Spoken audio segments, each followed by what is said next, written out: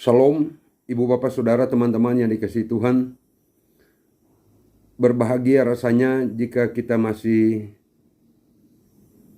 saling menyapa kesempatan ini dalam terang firman Tuhan. Ada firman Tuhan yang terkenal sekali, bahkan teman saya mengatakan ini menjadi ayat hafalannya yang selalu dia ingat ketika pelayanan dilakukannya. Kolose 3 ayat 23 dan 24. Apapun juga yang kamu perbuat, perbuatlah dengan segenap hatimu seperti untuk Tuhan dan bukan untuk manusia. Kamu tahu bahwa dari Tuhanlah kamu akan menerima bagian yang ditentukan bagimu sebagai upah. Kristus adalah Tuhan dan kamu adalah hambanya. Kali lagi, Kristus adalah Tuhan dan kamu hambanya. Kita adalah hamba Tuhan. Kita adalah hamba Kristus. Kalimat ini mengingatkan kita,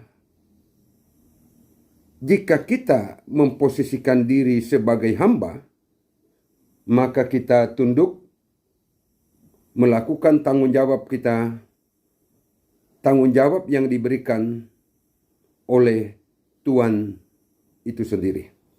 Dilakukan dengan penuh tanggung jawab, di dalamnya ada ketelitian, kecermatan, dan juga ending dari pekerjaan ataupun pelayanan serta pengabdian yang kita lakukan itu menggembirakan. Pertanyaan sekarang adalah, di ayat 23 dikatakan, apapun juga yang kamu perbuat, perbuatlah dengan segenap hatimu seperti untuk Tuhan dan bukan untuk manusia. Berbuatlah seperti untuk Tuhan dan bukan untuk manusia. Mengapa demikian? Bukankah manusia yang telah memberi kita jabatan? Bukankah manusia yang telah memberi ruang kepada kita untuk mengisi pos-pos tertentu dalam pekerjaan kita? Bukankah manusia yang mengatur penempatan-penempatan orang di pos kerja tertentu sesuai penilaian atau mungkin juga sesuai kedekatan dan lain sebagainya itu? Dari firman ini, kita diajak untuk meyakini bahwa pekerjaan, pelayanan dan pengabdian yang di dalamnya kita menduduki suatu jabatan, menduduki suatu pos pengabdian yang telah diberikan itu, sekali lagi, kita perlu meyakini di dalamnya ada kuasa Tuhan, di dalamnya ada kehendak Tuhan bagi kita, bagi hidup kita. Meyakini kehendak Tuhan ketika kita ditempatkan di suatu jabatan tertentu. Meyakini kehendak Tuhan karena kita mendapatkan pekerjaan, pelayanan dan pengabdian di suatu tempat tertentu itu sangat penting. Dan ketika kita berada dalam keyakinan itu, maka kita dihentar untuk mempertanggungjawabkan jabatan itu, mempertanggungjawabkan pekerjaan kita dengan baik dan benar. Kita takut kepada Tuhan karena Dia memberikan pekerjaan itu melalui orang yang Dia percayakan. Itulah sebabnya pekerjaan pengabdian pelayanan yang kita lakukan bukan supaya kita dipuji oleh orang yang memberi pekerjaan itu, bukan supaya kita disanjung-sanjung oleh orang yang memberi pekerjaan kepada kita, tetapi supaya kita berkenan kepada Tuhan karena kepercayaan diberikan oleh Tuhan melalui orang tertentu, tidak kita sia-siakan, justru kita pertanggungjawabkan. Sisi yang lain, Ibu Bapak Saudara, saya harus perlu mengatakan bahwa ayat 23 dari Kolose 3 ini mengingatkan kita untuk terhindar dari sikap pura-pura, kemunafikan dalam pekerjaan, sebab bukan rahasia lagi. Ada orang bekerja dengan tekun sampai akhir karena memang dia tahu pekerjaan itu Tuhan berikan kepadanya melalui orang tertentu. Tetapi ada juga orang yang bekerja hanya karena dia dekat dengan pemimpin, atau bekerja atau mengabdi karena dia mendapat pujian dari pemimpin di pekerjaan dan pelayanannya itu.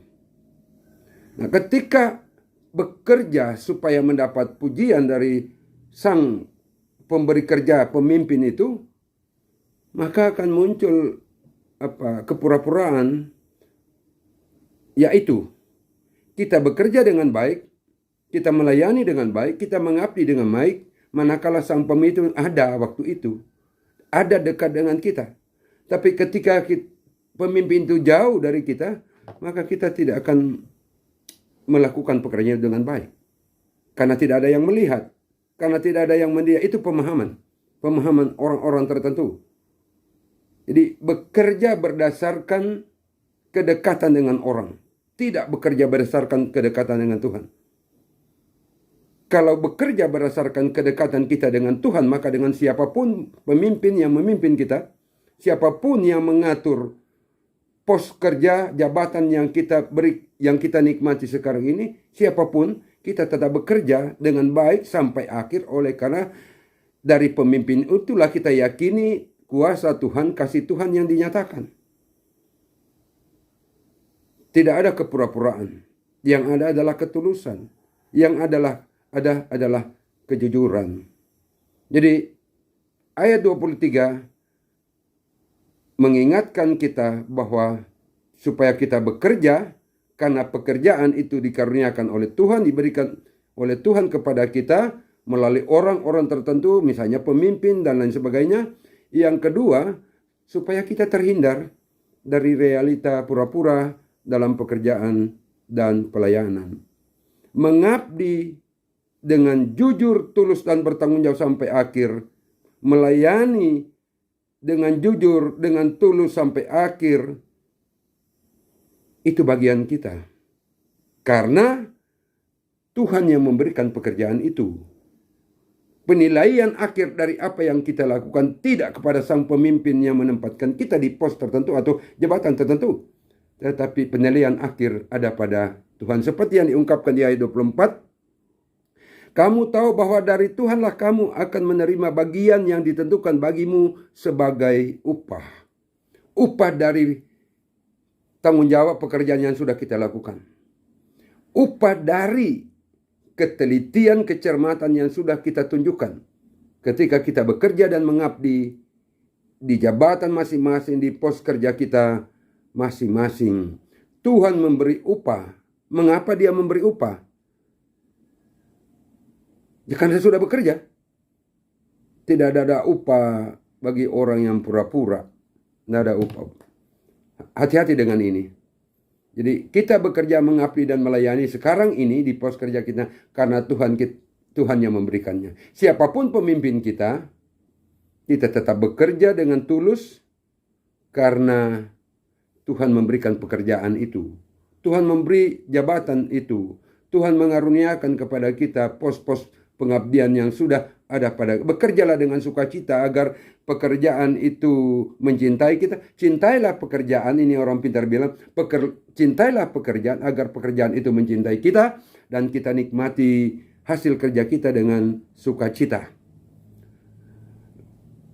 Lebih dari itu juga diungkapkan di ayat 24. Kristus adalah Tuhan dan kamu adalah hambanya. Ini sinyal kepada kita tentang ketulusan penurutan kita dalam bekerja dan mengabdi serta melayani di dunia ini. Bahwa posisi kita adalah posisi sebagai hamba Kristus, sebagai hamba Tuhan. Di hamba Tuhan bukan hanya pendeta, penatua doya, tapi kita yang bekerja di pos kerja kita, dimanapun kita adalah hamba Kristus, hamba Tuhan. Dan sebagai hamba, dia harus tunduk pada Tuhan yang menjamin hidup kita. Ibu bapak saudara dikasihi Tuhan, saya yakin bahwa saat ini ada teman-teman yang sementara bergelut dengan tanggung jawab kerja pelayanan dan pengabdian yang diembankan kepada masing-masing kita. Firman Tuhan saat ini kiranya menguatkan kita, meneguhkan kita, memberi semangat kepada kita bahwa kita bekerja, kita mengabdi dan melayani karena Tuhan memberikan pekerjaan dan pelayanan ini, dan upah dari pekerjaan dan pelayanan ini Tuhan berikan kepada kita, sebab kedua kita ini adalah hambanya. Hamba yang setia, hamba yang bertanggung jawab pada panggilan kerja, panggilan pengabdian yang diberikan oleh Tuhan kepada kita. Pemimpin bisa berganti, orang yang mengatur bisa berganti, tetapi tanggung jawab kita kepada siapapun yang memimpin, yang mengatur, terus dilakukan karena kita yakin bahwa pekerjaan kita, jabatan kita adalah anugerah Tuhan. Maka karena anugerah Tuhan, seperti kata firman di ayat 23, saya kali lagi dikatakan, apapun juga yang kamu perbuat, perbuatlah dengan segenap hatimu, seperti untuk Tuhan dan bukan untuk manusia. Kita bekerja untuk Tuhan di bidang tugas yang kini kita duduki, jabatan yang kita duduki, di bidang pekerjaan yang sementara kita kerjakan. Kita adalah hamba. Jika kita bekerja dengan baik, dalam penurutan, menempatkan diri dalam kerendahan sebagai hamba, maka upah kita nikmati. Upah kita diberikan oleh Tuhan melalui kerja pelayanan pengabdian yang kita lakukan di dunia ini. Amin. Teman-teman, mari kita berdoa. Terima kasih Tuhan atas firman-Mu. Kiranya kami dikuatkan, disegarkan lewat firman ini.